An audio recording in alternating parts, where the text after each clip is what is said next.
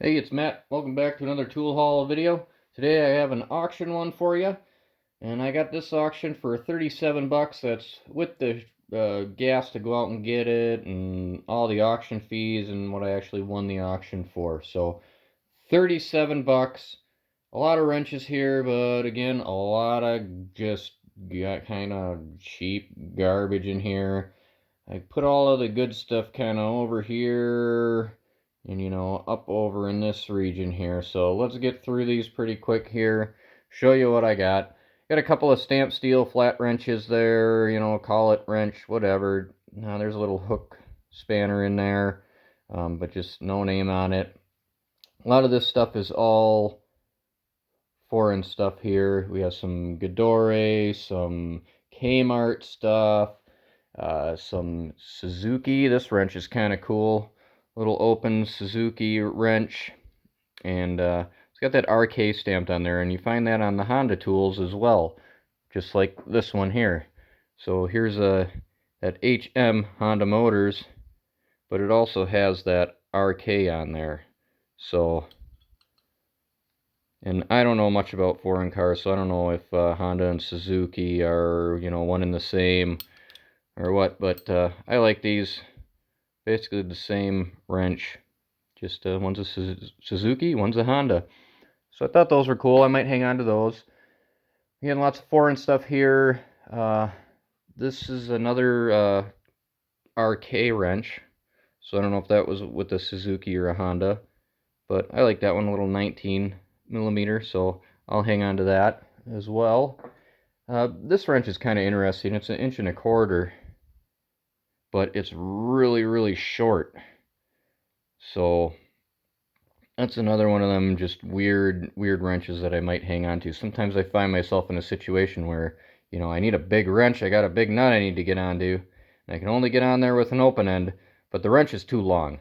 And that's why you end up, chopping it off like this one, or, you see all them wrenches with the ends lobbed off because you had to get into a tight spot, that your normal wrench couldn't get into. So I might hang on to that one because it's kind of specialty.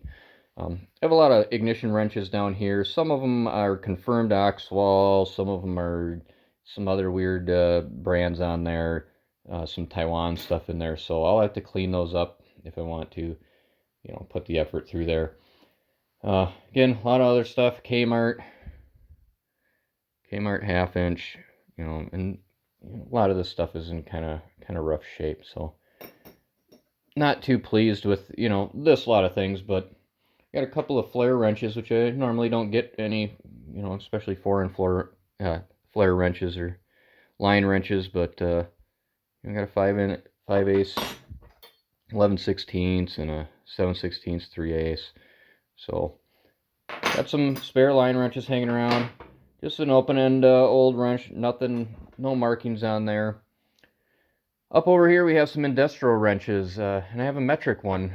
That's my first metric Indestro, I think, but it's a shame because it's all ground down. So it's a 13 millimeter 12 open end, and whatever, I'll still hang on to it. At least it's the 12 millimeter end that's all ground up. I don't come across 12 millimeter too often. Focus, will ya? All right, so it is what it is, and this is kind of interesting. Two of the same wrenches, probably from a different era, a different time period. Look at how large this area is on the bottom wrench compared to the top wrench. Just a better panel here, better stamping. This one is kind of bulbous and sticking out on this side, and it's really sunk in on this one. The top wrench is, I guess the top wrench is kind of like that too. But, they're both Indestro. Why won't you focus? What is the problem here? There we go. But, I just thought it was interesting. Just probably different years, maybe different factories. Maybe it's the same year in a different factories. That one's got a D on it. And I don't see anything on this one. So, yeah, who knows? But thought that was cool. So, some nice USA stuff. I got a box Indestro. I don't think I have a box Indestro. 11/16, 5/8. So that's definitely a keeper. Slight drop on there. So that's a cool wrench. This one is an Eclipse, and it's in rough shape. The end is missing on it. You know, somebody twisted it off or busted it off for whatever reason. We got ourselves here an Armstrong USA, 9/16 half inch, open end with some bendage to it, some damage. So looks like that spread apart right there. So, you know, probably gonna toss this one, scrap it out. Yeah, that's pretty spread out there. So whatever. Another little Indestro. We got a 5/16, 11/32, forged in the USA. And what do we got up here? I forget what this is. This is an Indestro, chopped off. It was a 6-point box.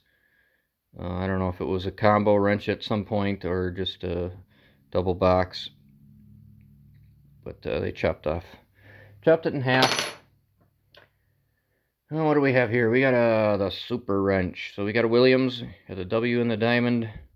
And this is kind of a neat little offset here, 9/16. So that's a keeper. I'll hang on to that one. Doesn't look like it's in too bad a shape. This little wrench is cool. Has some like weird copper coloring on it. So I don't know if that was, you know, the coating, if it was plated and then it just wore through that copper layer. But just a weird copper sheen to it. And I believe this is an Armstrong. It's got the A and the diamond. So I'm thinking that's Armstrong. Somebody will tell me if I'm wrong. 803. I don't really know what size it is. Looks like a 5/8. But that's a cool little wrench. I'll hang on to that one. We got a couple of no-namers here. It says made in USA on both of these. It has a similar panel. This one's a little bit longer, goes to the flats a little more. And usually these wrenches, I say, are Electrolyte Corporation. They have quite a big gap between the head of the wrench and the panel here.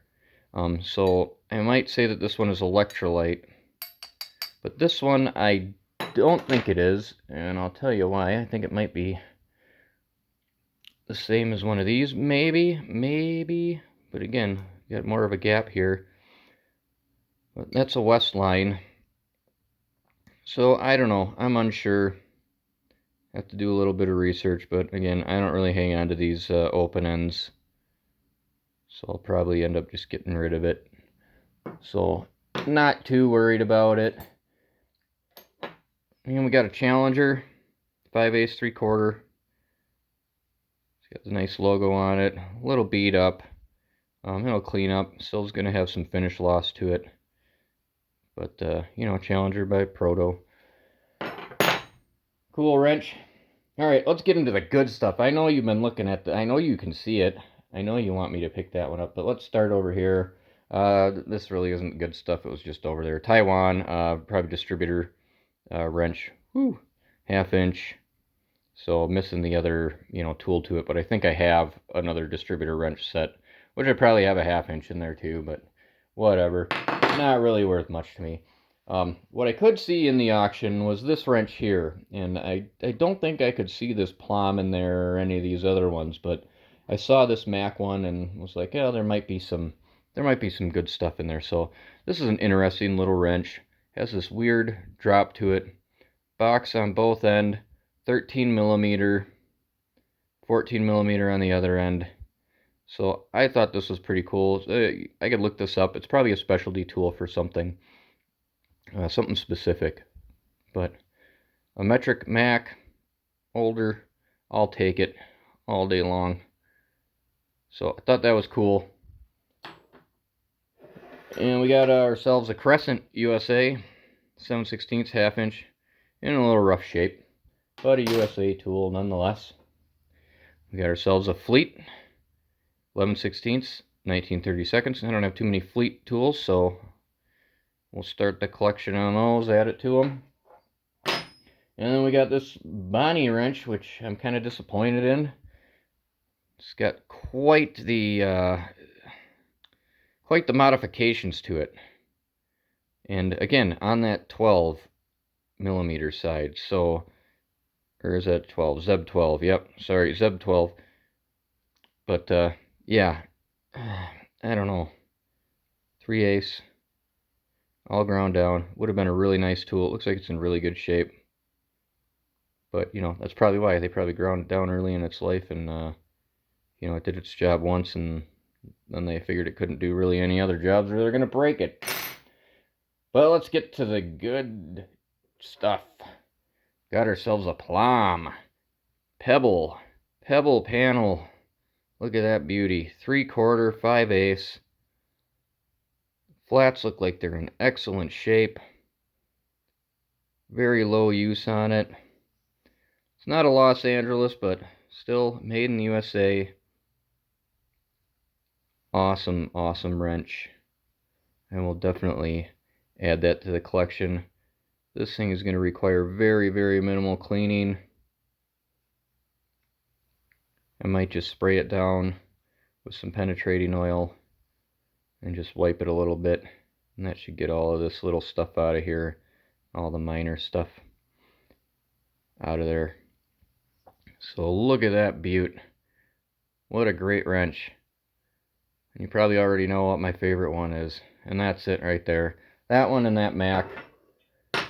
I don't know. Was it worth 37 bucks just for me to get those two tools and a couple other good used ones in here? I don't know. Maybe not.